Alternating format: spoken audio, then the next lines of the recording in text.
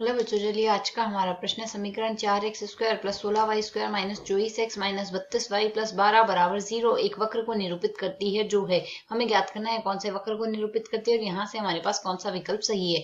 तो यहाँ से इस प्रश्न को करने हेतु हमारे पास यहाँ से हमारी मुख्य अवधारणा यहाँ से हमारे पास हमारी कार्य करेगी। यदि हमारे पास यहाँ से किसी भी परवलय का समीकरण, परवलय वृत्त या फिर दीर्घवृत्त का समीकरण देखें तो वह हमारे पास क्या होता है x² बटे a square plus y square बटे बी स्क्वायर बराबर 1। और यदि हम यहाँ से मान के चले हमारे पास a का जो अक्ष है a हमारे पास बड़ा है b से, अर्थात लघु अक्ष b है और दीर्घ अक्ष a है, तो उत्केंद्रता e का वर्ग बराबर लिखा जाएगा 1 माइनस b का वर्ग बट्टे में आएगा a का वर्ग। तो यदि हम यहाँ से प्रश्न के अनुसार देखें तो हमारे पास परवलय यहाँ से समीकरण क्या दी गई, समीकरण हमें यहाँ से दी गई 4x² प्लस 16y² माइनस में आएगा हमारे पास यहाँ से 24x माइनस में 32y प्लस में 12 बराबर आ जाएगा हमारे पास यहाँ से 0। ये है हमारे पास समीकरण आ गई है। तो यदि हम यहाँ से सरल करें, हम यहाँ से x के गुणांकों को एक तरफ लिख ले, तो यहाँ से x के गुणांकों में यदि हम 4 उभयनिष्ठ ले ले तो x² माइनस में ये है 6x आ गया। अब यदि इसे हमें सरल करना हो तो यहाँ से हमें और क्या चाहिए, इसे पूर्ण वर्ग बनाने के लिए x का गुणक उसका आधा, अर्थात -6 का आधा माइनस का 3 उसका वर्ग प्लस का 9 चाहिए हमें यहाँ से। तो प्लस का 9 लिख देंगे और माइनस का 9 हम 7 लिख देंगे। और माइनस में प्लस में हमारे पास यहाँ से 32 भी है तो 32 में से 16 उभयनिष्ठ ले लेते हैं, तो y का वर्ग माइनस में 2y हो गया।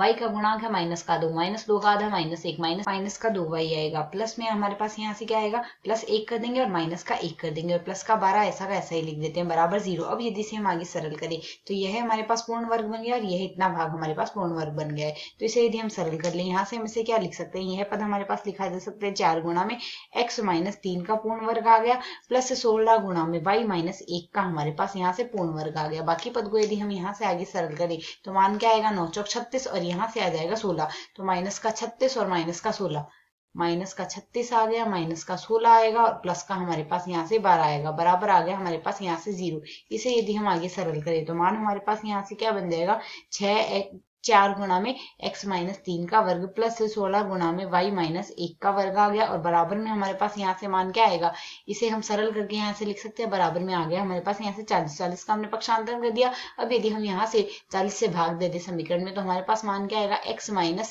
3 की घात हमारे पास 2 आ रही, बट्टे में आ जाएगा हमारे पास 10 प्लस यहाँ से हमारे पास क्या आएगा y माइनस 1 की घात आ जाएगी हमारे पास 2 और बट्टे में आ जाएगा हमारे पास 40/16, 40/16 को हम लिख सकते हैं 5/2 आ जाएगा हमारे पास यहाँ से, बराबर में आ जाएगा हमारे पास यहाँ से 1। अब यदि हम यहाँ से तुलना करें तो a का वर्ग बराबर हमारे पास 10 आ रहा है और b का वर्ग बराबर हमारे पास यहाँ से 5/2 आ रहा है। यह है हमारे पास एक दीर्घवृत्त की समीकरण बन रही है। तो यहाँ से यदि हम उत्केंद्रता E निकालना चाहें तो यह तो दीर्घवृत्त की समीकरण तो हो चुकी है हमारे पास। अब यदि हम यहाँ से उत्केंद्रता देखें तो हमारे पास यहाँ से a का मान ही बड़ा है 20 से, तो यदि यहाँ से E हम निकालें तो E का वर्ग बराबर क्या आएगा 1 माइनस यहाँ से आ जाएगा b का वर्ग बट्टे में a का वर्ग, b का वर्ग आया 5/2 और a का वर्ग आएगा 10। इसे यदि हम यहाँ से सरल कर ले तो मान हमारे पास यहाँ से क्या आ जाएगा, इसे सरल कर यहाँ से हम लिख सकते हैं, यह आ जाएगा हमारे पास यहाँ से 2 से हम 5 से 10 को काट देंगे 2 आएगा, तो 1 माइनस 1/4 आ गया, जिसे हम सरल करके लिख सकते हैं 3/4।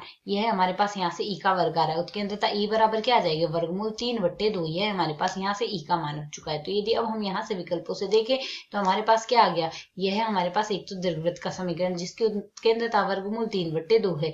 तो यहाँ से हमारा विकल्प डी जो आएगा वह यहाँ से एक सही हल आएगा। आशा है समझ आया। धन्यवाद।